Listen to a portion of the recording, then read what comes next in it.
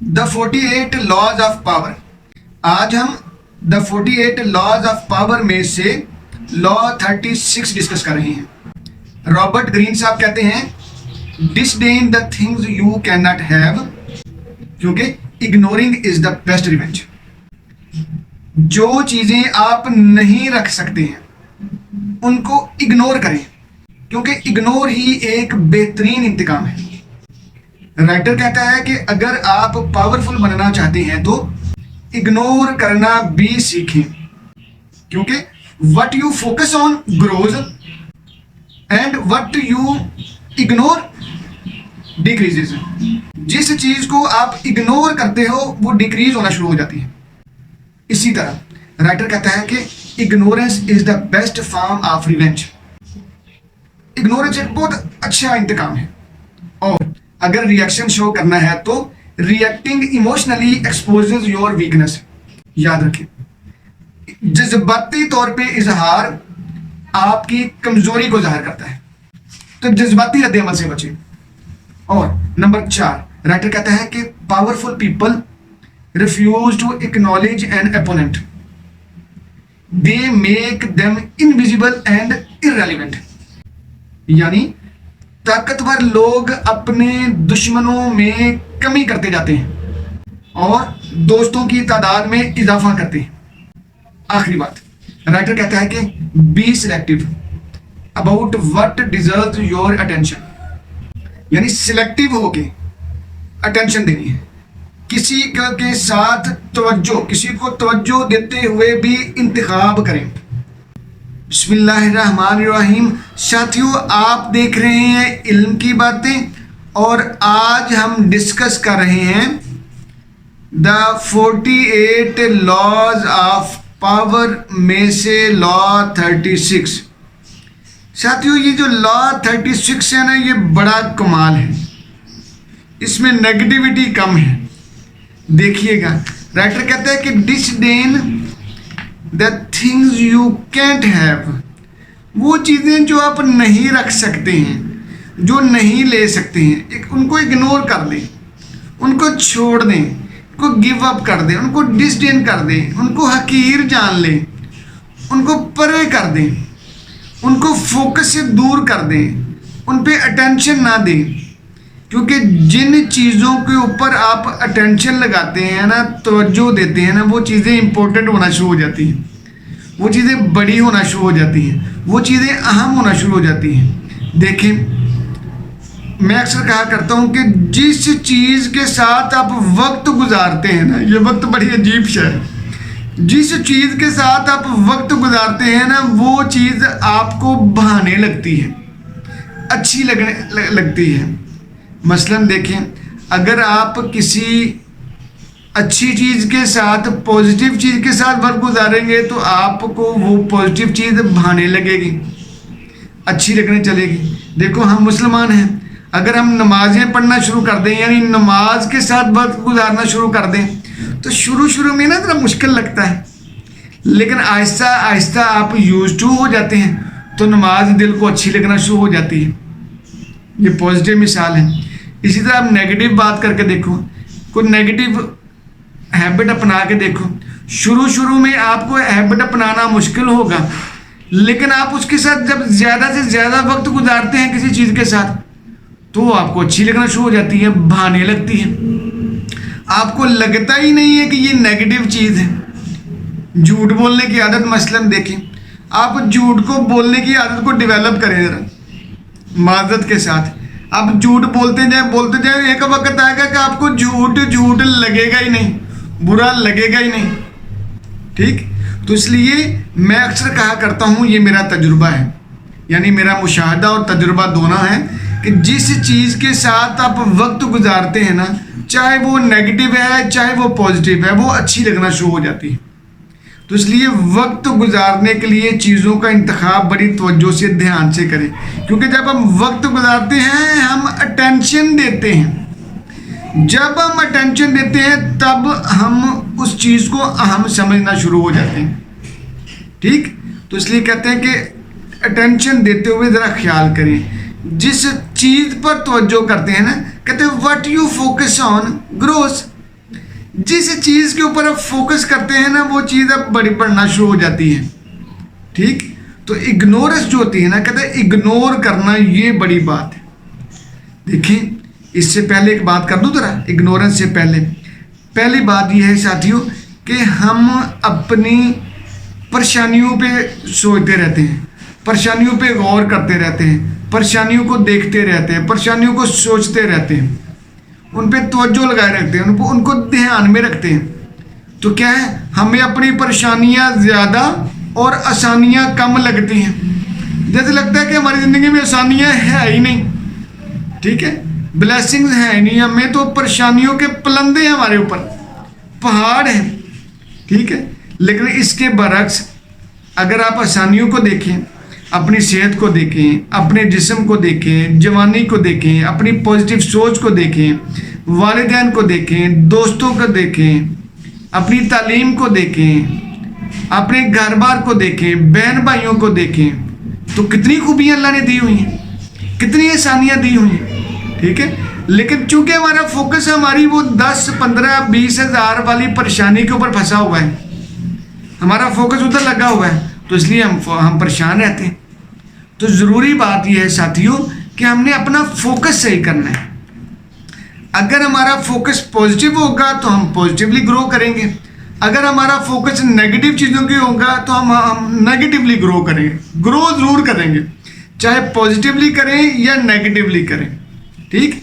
इसलिए कहा जाता है कि इग्नोर करना सीखें, क्योंकि इग्नोरेंस इज़ अ ब्लिस, सबसे बड़ी खुशी, ठीक है। इग्नोरेंस, इसलिए कहा जाता है कि इग्नोरेंस इज इंटेलिजेंस, ठीक है। इग्नोरेंस जो है वो इंटेलिजेंस है, ये ईरानियन लोग कहते हैं।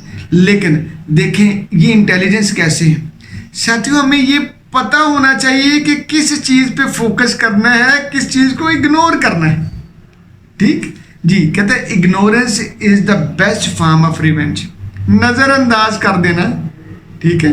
देखिए, जिस चीज़ के ऊपर हम फोकस करते हैं ना, रिएक्शन शो करते हैं ना, जब हम अपोज करते हैं वो चीज़ें बढ़ना शुरू हो जाती हैं। तो इसलिए कहते हैं इग्नोर करना सीखें।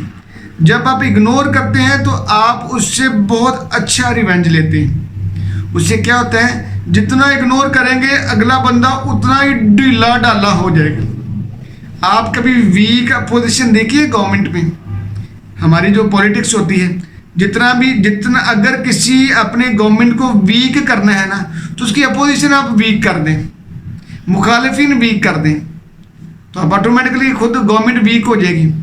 जितना तगड़ा आपका मुखालिफ होगा ना, उतने तगड़े आप हो जाएंगे। देखें, इंडिया ने हमारे साथ मामलात ख़राब के रखे, हमने एटम बम तक बना लिया, उसके बाद उन्होंने स्ट्रेटजी बदल ली, ठीक है ना, तो हम भी ढीले हो गए। सीधी सी बात है, जब हम अपने दुश्मन को बड़ा रखेंगे ना, हमारा दुश्मन को बड़ा होगा तो हम भी बड़े होंगे। लेकिन अगर हमारे दुश्मन छोटे छोटे होंगे तो हम भी छोटे छोटे से रह जाएंगे, ठीक है ना। देखिए, मैं अक्सर मिसाल दिया करता हूँ अपने स्टूडेंट्स को समझाने के लिए। मैं कहता हूँ कि देखिए, उधर आए थे अल फारूक, ठीक है, सबसे बड़े फर्क करने वाले, तो मुकाबले में क्या है, अबू जहल, जाहलों का बाप, है ना, कुछ ही बड़ी बात है, ठीक है।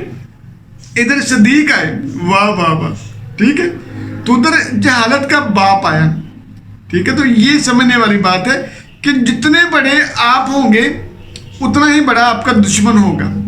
तो इसलिए अपने दुश्मन को चूज करें। ये तो राइटर कहता है, ये रॉबर्ट ग्रीन की है, ये एक सेइंग है, वो कहता है कि if you don't have enemy then create it. अगर दुश्मन नहीं है तो दुश्मन को पैदा करें। भाई, दुश्मन आपको तहरीक देते हैं, जिंदा रखते हैं। तो चलें वापस आते हैं अपने टॉपिक पे। राइटर कहता है कि ignorance is the best form of revenge. जब आप इग्नोर कर देते हो तो अगले बंदे को आप मलिया मेट करके रख देते हो, क्योंकि जब आप उसको अटेंशन देगो तो फोकस करोगे, रिएक्शन शो करोगे तो अगला बंदा भी रिएक्शन शो करेगा, वो तेज हो जाएगा, वो तगड़ा होगा, तैयार हो जाएगा।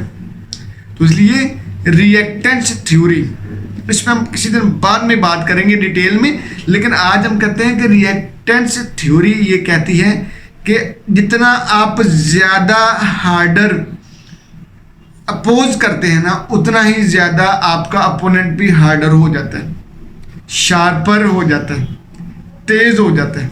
ठीक, तो इसलिए कहते हैं कि सारी जो परेशानियों की ना एक ही चीज़ है, वो है इग्नोरेंस। इग्नोर करें। ठीक है, पंजाबी में कहते हैं कि सारियां परेशानियां दे इको ही की सानू की। ठीक है ना, के ई वाई की यानी सानू की, हर चीज़ की एक ही मसले का हल है, सानू की। ठीक है, तो साथियों ये ज़रूरी बात है। अब आगे आगे कहते हैं कि अगर आपने रिएक्शन शो करना है, ज़ाहिर हर चीज़ को इग्नोर नहीं किया जा सकता, अगर आपने रिएक्शन शो करना है तो एक बात ध्यान में रखें कि reacting emotionally exposes your weakness. अगर आप इमोशनली रिएक्ट कर रहे हैं, इसका मतलब आप बड़े वीकर बंदे हैं, आपको अपने ऊपर कंट्रोल नहीं है। किसी ने आपको ऐसे चोंबड़ लगाई, पंजाबी का लफ्ज़, ऐसे नज किया, आपको अर्ज किया, तो आप फौरन जो है वो रिएक्शन शो कर दिया। नहीं, जब भी रिएक्शन शो करना है तो वाइजली शो करना है, क्योंकि जर्मन का कहावत यह है कि हु एवर येल्स इज रॉन्ग। जो चीखता है ना, जर्मन वाले कहते हैं जो चीखता है ना वो गलत होता है। ठीक, तो इसलिए अपने इमोशंस को कंट्रोल करना सीखिए। जब आप अपने इमोशंस को कंट्रोल करना सीख लेंगे तो फिर आप अपने ऊपर काबू पा लेंगे, आप ताकतवर हो जाएंगे। ये मुश्किल काम है साथियों, ये बहुत ही मुश्किल काम है, करके देखिएगा। अपने इमोशंस को कंट्रोल करना बड़ा मुश्किल काम है। ठीक, इस पे रियाजतें चाहिए, इस पे मशकें चाहिए, एक्सरसाइजेस करें, प्रैक्टिस से होगा काम ये। ठीक है, कहता है controlling emotions is the key to wisdom. जो जज्बों पे, जोश पे, वलवले पे, जो इमोशंस पे, जज्बात पे काबू डाल सकता है ना, वो वाइज बंदा है, वो अक्लमंद बंदा है। आगे आगे कहता है powerful people refuse to acknowledge an opponent. ताकतवर लोग दुश्मन नहीं बनाते हैं, वो दोस्त बनाते हैं। वो दुश्मन की तादाद में कमी करते हैं और दोस्तों की तादाद में इजाफा करते हैं। उसके बरक्स हम ज़रा अजीब तरह के लोग हैं, हम उलट हैं। हम अपने दुश्मनों में इजाफा करते हैं अपनी अना की वजह से, और दोस्तों में कमी करते चले जाते हैं।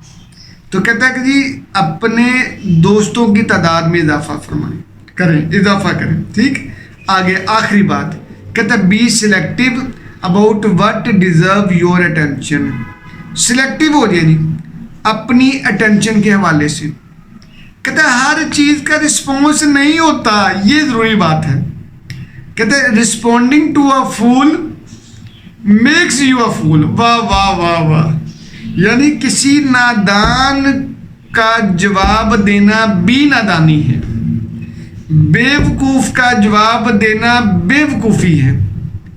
Responding to a fool makes you a fool. ठीक, तो ये ख्याल करें कि आपने किसी फूल, किसी नादान, किसी बेवकूफ़, किसी नासमझ, किसी अहमद, किसी कम फहम बंदे को रिस्पॉन्ड करने की ज़रूरत नहीं है। अगर आप किसी कम फहम बंदे को रिस्पॉन्ड करेंगे तो समझ जाएं कि आप भी कम फहम हैं, क्योंकि responding to a fool makes you a fool. जी जज़ाकल्लाह जी।